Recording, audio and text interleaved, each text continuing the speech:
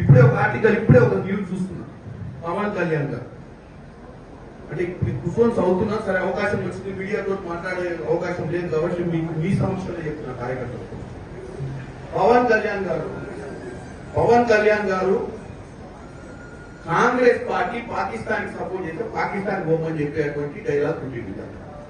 పవన్ కళ్యాణ్ గారిని ఒకరు చెప్పదలుచుకున్నారు. పవన్ కళ్యాణ్ గారు మీరు డిప్యూటీ సరే మొట్టమొదటిసారి ఎమ్మెల్యే, మీకు మంచి అవకాశం వచ్చి డిప్యూటీ సీఎం అయింది. ఇది సినిమా కాదు, స్క్రిప్ట్ రాసిస్తే చదువుకోని.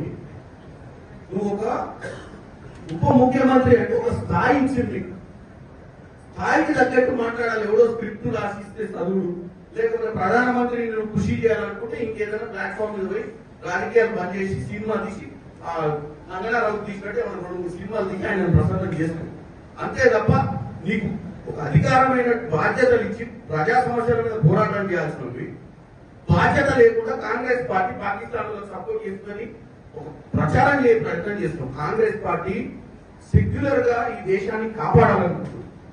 పాకిస్తాన్ ఇక్కడ ఉన్నటువంటి కుల మతాలకు అతీతంగా కాంగ్రెస్ పార్టీ అందరినీ ఒక పట్టున బతికేయాలనుకుంటుంది. పవన్ కళ్యాణ్ గారు మీ నాయకుడు ఎవరైతే ప్రసన్నం చేస్తున్నారో నరేంద్ర మోడీ లెక్క కుల మతాల మధ్యన చిచ్చు పెట్టే ప్రయత్నం చేస్తలేదు. నీకు వాస్తవంగా నిలదీస్తే నరేంద్ర మోడీ ఎన్ని రోజులైంది? నలుగురు వచ్చి ముష్కరులు కాల్చిపోతే నలుగురిని పట్టుకునే దమ్ము ధైర్యం లేక పిట్టగదా ఎప్పుడో తిరుగుతుంది.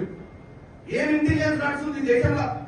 నలుగురు వచ్చి మిట్ట మధ్యాహ్నం కూడా బౌండరీ మీద కూడా కాదు, బోర్డర్ మీద కూడా కాదు, లోపలికి వచ్చి 100 కిలోమీటర్ల లోపలికి వచ్చి కాల్చిపోయిన నలుగురిని పట్టలేని నువ్వు పిట్టకథ చెప్తే నువ్వు ఆ పిట్టకథ నువ్వు విని మళ్ళీ కాంగ్రెస్ పార్టీని విషప్రచారం చేసే ప్రయత్నం చేయడం అనేది వాస్తవంగా ఆంధ్ర ప్రజలు నీలాంటి ఉప ముఖ్యమంత్రిగా ఎన్నుకునేందుకు వాళ్ళ క్షేమియాలి. ఎందుకంటే నువ్వు ప్రజా సమస్యల మీద మాట్లాడాలి, పొలిటికల్ పార్టీని అటాక్ చేసి బేస్లెస్ గా మాట్లాడటం, ఎవరినో కృషి చేయడానికి ఈ దరిద్రం మాటలు మాట్లాడతాడు. పవన్ కళ్యాణ్ గారికి చెప్తున్నా.